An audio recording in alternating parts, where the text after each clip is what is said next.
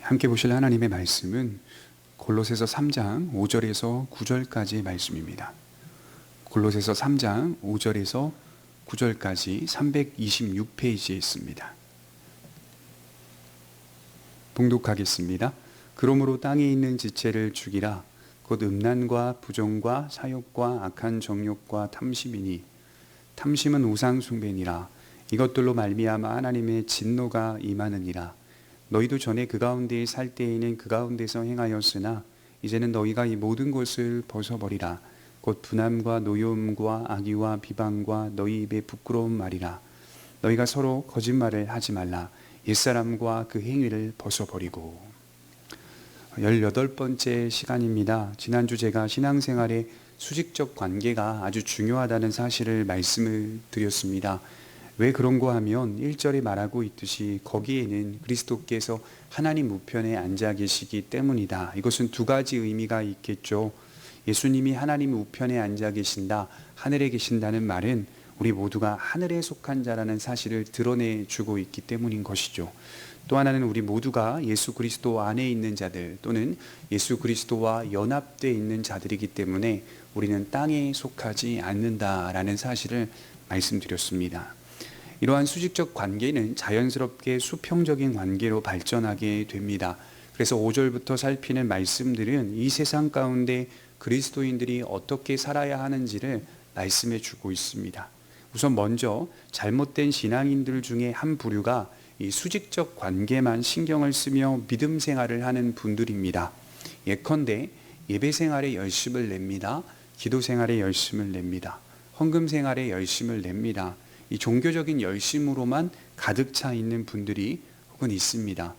교회 생활에 열심을 다하는 것처럼 보이기 때문에 겉으로 볼 때에는 많은 사람들에게 존경을 받게 되는 것이죠.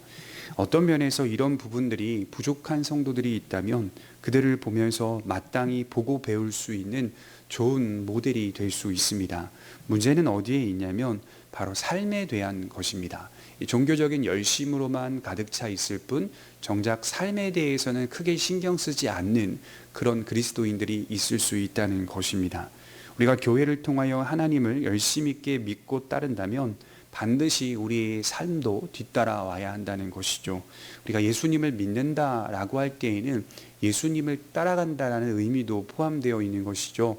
그래서 로마서 1장 11장까지, 그러니까 1장부터 11장까지를 교리의 내용으로 차 있는 말씀이다라고 이렇게 분해할 수 있고요. 12장부터 16장까지는 윤리에 관한 말씀이다. 그래서 로마서를 잘 모르시는 분들은 이 로마서 전체가 교리를 담아내고 있는 책으로만 이해하는데요. 사실은 그렇지 않고요. 1장부터 11장까지의 내용은 로마서의 핵심인 교리를 나타내주고 있는 가르침에 대한 내용이고요. 12장부터 16장까지는 어떻게 살아야 할지에 대한 윤리적인 측면이 강조되고 있는 책이라 이렇게 볼 수가 있는 것이죠. 믿음은 인격과 무관하지 않다라고 말씀을 드렸듯이 우리의 삶이 우리의 믿음과 일치될 수 있도록 간격을 좁혀갈 수 있도록 계속해서 성장해 가야 합니다. 어떤 종교적인 헌신으로만 신앙생활을 하고 있다면 그는 기독교의 복음 또는 기독교의 진리를 피상적인 것으로만 이해하고 있다는 뜻일 겁니다. 바울은 지금 우리가 믿는 예수 그리스도, 즉 새로운 생명에 관한 기독교는 결코 피상적이지 않으며 매우 구체적이고 실제적이라는 사실을 말해주고 있습니다. 죄악으로부터 멀어지고 단절시켜 나가는 과정들이 기독교 신앙 안에는 분명히 존재하고 있다. 죄악으로부터 멀어집니다. 죄를 단절시켜 나가는 끝없는 이런 고군분투하는 삶이 그 과정 속에 담겨 있다는 말입니다. 우리의 믿음이 견고하게 서기 위해서는 우리는 두 가지의 신앙적 자세를 갖추고 있어야 할 것입니다. 하나는 바로 경건생활입니다. 하나님을 바라보고 의지하는 예배생활이나 기도생활이나 봉사생활이나 봉헌과 같은 그런 생활들을 언제나 힘써야 할 것입니다. 또 하나는 오늘 바울이 말하고 있는 땅에 있는 지체를 죽이라. 5절이 그렇게 시작하죠. 바로 땅에 있는 지체를 죽이는 생활을 의미합니다. 바울은 골로새 성도들에게 죄를 끊어버려야 한다는 사실을 분명하게 말씀하고 있습니다. 이것은 우리의 부패한 성품 속에 갖가지 다양한 죄의 작용이 있다는 사실을 전제하고 있는 것이죠. 그래서 풍성한 죄의 작용을 우리가 삶 가운데 경험하게 되죠. 이성 속에서도 죄가 작용하게 되고, 감정 속에서도 죄가 작용하게 되고, 우리의 의지 속에서도 죄가 작용하게 된다는 것입니다. 그러는 경험을 하게 되는데 우리는 이에 대하여 끊어내는 은혜의 습관들을 세워가야 한다는 것이겠죠. 구체적으로 땅에 있는 지체를 죽이라 라고 할 때 땅에 있는 지체가 무엇일까요? 5절에 보시면 그러므로 땅에 있는 지체를 죽이라, 그리고 나서 나오는 말들이 곧 음란과 부정과 사욕과 악한 정욕과 탐심이니 탐심은 우상 숭배니라. 그러니까 여기서 말하는 땅에 있는 지체는 이런 겁니다. 음란, 부정, 사욕, 악한 정욕, 탐심. 탐심은 곧 우상 숭배니라. 열거된 5가지의 죄악들은 전체 죄악들을 대표하고 있는 주제라고 저는 그렇게 이해하고 있습니다. 하나님의 진노를 통하여 심판을 받을 때 이런 죄악들로 인하여 즉각적인 심판이 임한 사건들이 성경에는 상당히 많이 나옵니다. 이런 죄악들의 특징은 하나님을 떠나게 만드는 결과를 낳습니다. 5가지 죄악들을 2가지로 축약하면 음란과 탐심이라고 말할 수 있을 것입니다. 이런 특징은 결국 불신자의 모습과 같다라고 바울은 말씀을 하고 있죠. 그래서 6절에 보시면 이것들로 말미암아 하나님의 진노가 임하느니라. 그래서 진노라는 단순히 자기의 자녀들을 향한 하나님의 징계의 개념이라기보다는 하나님께서 심판하시는 이 영벌의 개념이다라고 이해할 수 있는 것이죠. 이런 죄악들로 말미암아 하나님의 진노가 임하게 됩니다. 그만큼 음란과 탐심은 하나님의 진노를 일으키는 중한 죄악임을 명시하고 있습니다. 성경 속에 나타난 역사를 살펴보면 음란의 죄악과 탐심의 죄악이 대표성을 띠고 있습니다.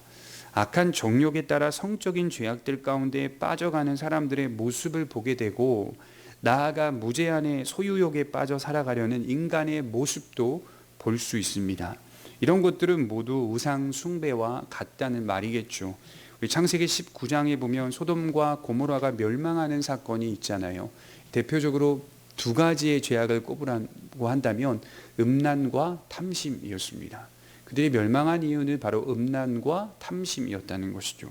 에베소서 5장 5절에 보면 비슷한 말씀이 기록되어 있어요. 너희도 정녕 이것을 알거니와 음행하는 자나 더러운 자나 탐하는 자 곧 우상 숭배자는 다 그리스도와 하나님의 나라에서 기업을 얻지 못하리니 누구든지 헛된 말로 너희를 속이지 못하게 하라. 이로 말미암아 하나님의 진노가 불순종의 아들들에게 임하나니.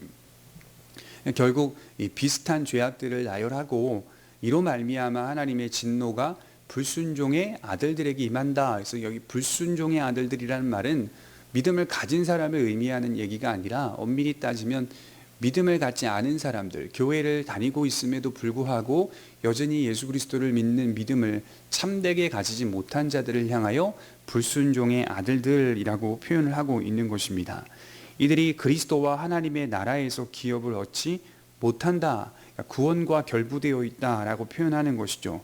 이것은요, 단지 우리가 어떤 죄를 짓고 회개하고 또 우리가 넘어지고 어떤 연약함을 일컫는 의미가 라기보다는 상습적으로 기탄 없이 행하는 사람을 의미합니다. 그러니까 중생했다고 하는 자가 중생의 양심에 거리낌 없이 거듭나지 않았을 때와 같이 행할 수 있느냐라는 질문인 거죠. 그러니까 거듭난 신자라면 중생의 양심, 영적 양심이 생겨서 죄에 대하여 기민하게 반응하게 되는데, 그가 어떻게 옛사람과 동일한 모습으로 흔들림 없이 상습적으로 그 죄를 범하며 살 수 있냐 이 말입니다. 그것은 그가 회개하지 않았다라는 말이 되는 것이겠죠. 거듭난 성도라면 그의 안에 중생의 양심이 있으니까 회개하며 이런 죄악들을 바로 잡아갈 것입니다. 교회를 다닐 때나 그렇지 않을 때나 동일하게 음란에 물들여져 있거나 무제한의 소유욕, 탐심에 물들여져 있다면 그는 거듭난 것이 아니라는 말도 될 것입니다. 그래서 신앙생활은 아주 구체적입니다. 피상적이지 않죠. 스스로 신앙을 지켜내려는 노력이 존재한다는 말일 것입니다. 여러분 단편적으로 생각해 볼게요. 개 중에 예수를 믿고 술을 끊은 사람이 있습니다. 물론 술과 담배가 구원을 결정짓는 이유는 아닐 겁니다. 그럼에도 불구하고 내가 술을 끊은 이유가, 담배를 끊은 이유가 예수 그리스도를 따라 살기 위해서입니다 라고 고백하는 사람들이 있다는 말이죠. 예수를 믿고 담배를 끊고 술을 끊습니다. 이렇게 되면 다른 사람들이 볼 때에 신앙생활을 하면서 변화가 일어난 것입니다. 신기하죠. 꼴초였고 또 그렇게 술에 빠져 사는 사람이었음에도 불구하고 예수님을 믿고 나서 술이 점점 줄어들고 담배가 점점 줄어들다가 끊어지는 일들을 경험하면서 구체성을 경험하게 되는 것이죠. 이게 단편적으로 말씀드린 것이지만 술과 담배의 문제뿐 아니라 우리의 모든 삶의 변화가 일어나야 한다는 사실을 성경이 지금 말씀하고 있습니다. 죄악들을 결코 묵인하거나 가볍게 여기지 않습니다. 옛사람이었을 때 신경도 쓰지 않았던 죄에 대한 주제들을 새 사람이 된 이후에는 예민해지고 기민해지기 시작합니다. 그건 영적인 양심이 생겼기 때문이죠. 이것이 바로 변화의 한 증거입니다. 그러나 골로새 교회 안에 있는 성도들 중에서 변화가 전혀 없는 사람들이 있었으니 그들은 상습적으로 기탄 없이 계속적으로 악에 물들여져 가고 있는 사람들이었습니다. 바울은 그들을 회개하지 않은 자들이라고 표현하고 있는 것이죠. 진정한 회개가 있었던 사람들이라면 그럴 수 없다. 그러니까 이런 사람들은요, 골로새 교회뿐 아니라 에베소 교회에도 있었고 로마 교회에도 있었습니다. 그리고 오늘날 현대의 우리들의 교회 속에서도 여전히 존재하는 사람들입니다. 고린도후서 7장 10절에 진정한 믿음에 대해서 이렇게 말하죠. 하나님의 뜻대로 하는 근심은 후회할 것이 없는 구원에 이르게 하는 회개를 이루는 것이요 세상 근심은 사망을 이루는 것이니라. 하나님의 뜻대로 하는 근심은 후회할 것이 없는 구원에 이르게 하는 회개를 이룬다. 딱 믿음을 이렇게 나열해 버린 거예요. 후회할 것이 없는 구원에 이르게 하는 회개를 이룬다. 쉬운 말로 신자는 이러한 죄악을 저질렀을 때 회개하며 고쳐가고 수정해 간다. 그리하여 마침내 구원에 이르는 신앙을 이어간다라고 말씀을 드리는 겁니다. 그러나 세상에 속한 자들은 끝까지 회개하지 않고 후회만 할 뿐 결국 사망에 이른다라고 말씀을 드리는 거죠. 하나님의 진노가 회개치 않는 자들에게 두 가지로 나타날 수 있습니다.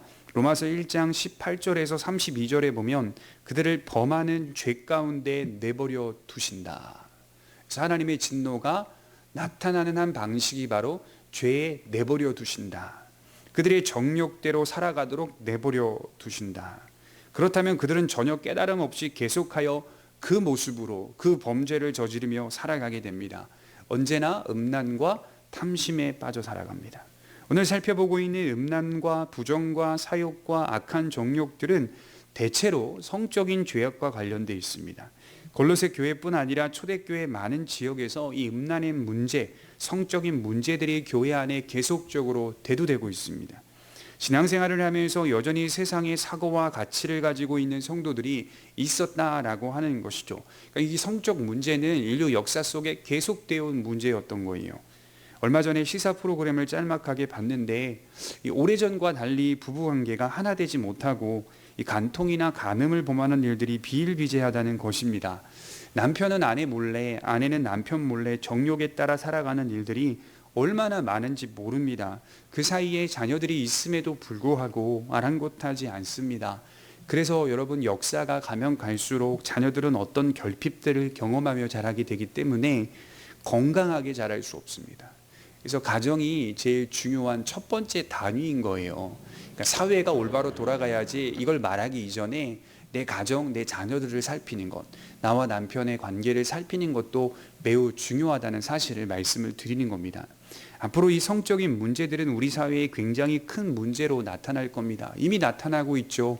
이혼 문제, 부부간의 어떤 법적인 소송 문제, 또 낙태 문제, 동성애 문제, 이런 것들은 다 그 밑바탕에 성적 타락이 자리 잡고 있는 겁니다. 결국 성적 문제는 인류의 타락과 맥을 같이 한다라고 보시면 됩니다. 타락의 끝은 멸망이라고 하였듯이 인류는 계속해서 이러한 모습으로 진보해 왔고 진화해 왔습니다.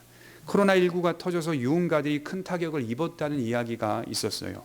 서울 모 유흥가에서는 그 방식이 진화하여서 여전히 성매매와 율락업소들이 성행하고 있다는 이야기를 들었습니다. 안 없어져요. 이 법적으로 계속 제재해도요, 안 없어져요. 그만큼 사람들은 어떤 방식으로든 그것을 찾고 또 찾는다고 말씀을 하는 겁니다. 골로새 교회 안에서도 이러한 일들이 있었기 때문에 이러한 모습들은 성도의 모습과 어울리지 않다는 사실을 말씀하는 겁니다. 여러분 한번 생각해 보십시오. 성도가 율락업소를 다닌다는 거 어울립니까? 어울리지 않잖아요. 정말 그리스도인으로서 하나님의 거룩한 백성으로서는 그 옷을 입는 것이 어울리지 않다는 말을 바울이 지금 계속적으로 이야기하고 있는 겁니다. 하나님의 성전인 우리의 육체를 더럽혀서 하나님과의 관계를 멀어지게 한다는 것이죠. 회개치 않는 자들은 그 범죄 가운데 내버려 두신다. 이게 하나님의 진노예요. 이것이 바로 하나님의 진노의 한 방식입니다. 또 하나는 장차 임할 영벌입니다. 그들이 결국 하나님의 심판과 영벌을 맞이하게 된다는 것이죠. 마태복음 25장 46절에 보면 그들은 영벌에, 의인들은 영생에 들어가리라. 아주 짤막하게 또 분명하고 간결하게 예수님이 약속하고 계십니다. 심판이 임하게 되는 결과를 낳죠. 이것이 바로 하나님의 진노라고 할 수 있겠습니다. 바울은 이처럼 죄를 끊어내야 한다는 사실을 말하면서 우리들에게 지켜낼 수 있는 하나의 방법을 제시하고 있어요. 그것이 바로 회고적 신앙을 가지라. 회고적 신앙을 가지라. 7절에 보면 너희도 전에 그 가운데 살 때에는 그 가운데서 행하였으나 이제는 너희가 이 모든 것을 벗어버리라. 이제 과거에 어리석었던 것을 돌아보라. 회고해보라. 내가 예수님을 믿기 전에 얼마나 어리석었는지를 돌아보라는 겁니다. 그리하여 은혜를 통하여 나의 어리석음을 되돌아보고 새로운 동기를 가지라는 말입니다. 과거를 지우려고 하지 마세요. 그러니까 내가 과거에 하나님 앞에 잘못했던 것들이 지워질 수 있다? 여러분 그건 착각입니다. 그래서 여러 심리학자들이나 정신과 의사들이 치료하는 방법이 과거를 크게 떠올리지 않게 하려고 하는 어떤 시도들이 있는데요. 상담의 기법들이 있는데요. 그럴 수 없습니다. 과거를 지울 수 없어요. 과거를 지우기보다 과거를 회고하면서 지금 나의 모습, 예수 그리스도를 믿고 난 이후에 살아가는 지금의 모습에 대한 새로운 동기를 가져라. 중요성과 가치와 귀함을 깨달으라. 이런 표현을 하는 거죠. 과거의 무섭고 더러운 죄악 속에서 그렇게 존재하고 있었던 사람이 예수님을 믿고 그 모든 생활을 청산하고 변화되었습니다. 그는 과거 자신의 모습을 떠올리며 하나님의 은혜가 얼마나 큰 것인지를 날마다 새롭게 발견합니다.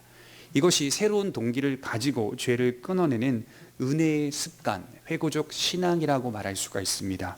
사도 바울이 이에 해당될 수 있겠죠. 그는 하나님에 대한 열심이라 하면서 그리스도인들을 잡아오게 가두고 죽이는 데 앞장섰던 사람이잖아요.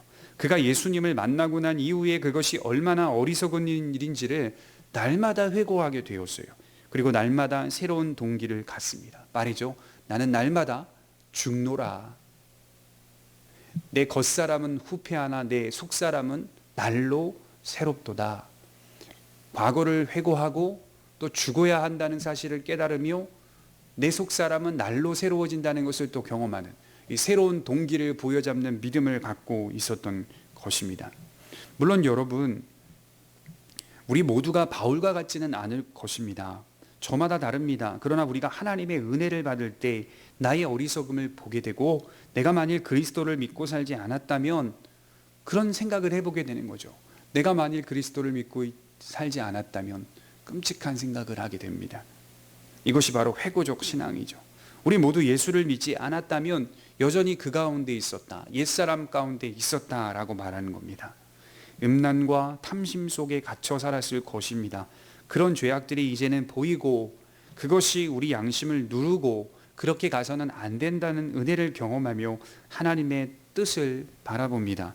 이제는 결코 그런 생활로 돌아갈 수 없다는 사실을 되새기고 은혜의 습관들을 만들어 가게 되는 것이죠. 그래서 여러분들 은혜도요, 이 습관인 거예요. 거룩한 습관을 계속적으로 세우는 거예요. 그러니까 기도하는 시간을 맞추고요, 말씀을 읽는 시간을 맞추고요, 내 장소를 맞추고요, 이런 것들이 계속 습관적으로 내가 신앙 가운데 세워지게 되면 또 이런 질서 속에서 우리의 삶을 영위해 갈 수 있다는 거예요. 거룩이라는 것도 어떻게 보면 습관을 통하여 이루어진다라는 말도 있거든요. 그래서 바라기는 지켜내는 은혜의 습관들을 만들어 가시는 귀한 성도들이 되시기를 바랍니다. 옷을 벗듯이 우리는 항상 그런 죄악들을 벗어버리는, 내던지는 실제적인 신앙의 모습이 있어야 할 것입니다. 비록 내가 지금 많이 변화되지 않았다 하더라도요, 우리 죄를 끊어낼 때는요, 막 끊어낼까 말까라기보다는 아주 단절시켜버리는 다짐과 결단이 있어야 돼요. 그 다음에 또 넘어질 수 있다 하더라도 끊어버리는 그 순간만큼은 성령의 도움으로 확 내던져버리는, 확실하게 던져버리는, 끊어내는 그런 믿음의 결단이 있어야 할 필요가 있습니다. 물론 여러분, 이러한 일들은 최종적으로 성령의 도움으로 됩니다만 우리의 노력과 의지가 분명하게 결부되어 있다, 이 사실을 기억했으면 좋겠어요.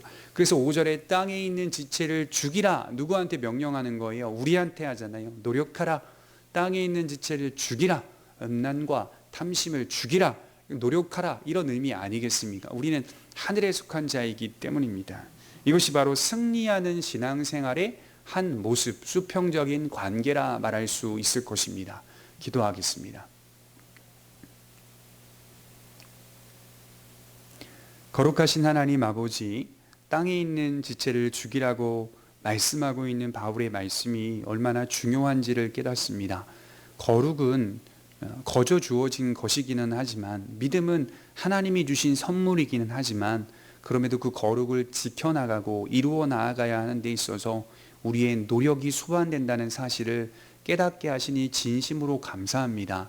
노력이 있다는 것은 하나님이 우리를 그렇게 대우하시고 우리에게 친절을 베푸신다는, 우리의 자유를 침해하지 않는다는 하나님의 은혜의 손길이라는 사실을 다시 한번 돌아보고, 우리가 마땅히 하나님의 뜻과 진리 가운데서 그리스도인다운 모습으로, 성도된 모습으로 거룩한 생활을 영위해 갈 수 있도록 힘과 능력을 더하여 주옵소서. 우리에게 소원을 주시고 그 소원을 이루어가게 하시는 하나님, 착한 소원이 불현듯 우리 마음속에 가득 찰 수 있도록 인도하여 주옵소서. 감사드리며 예수님의 이름으로 기도하옵나이다. 아멘.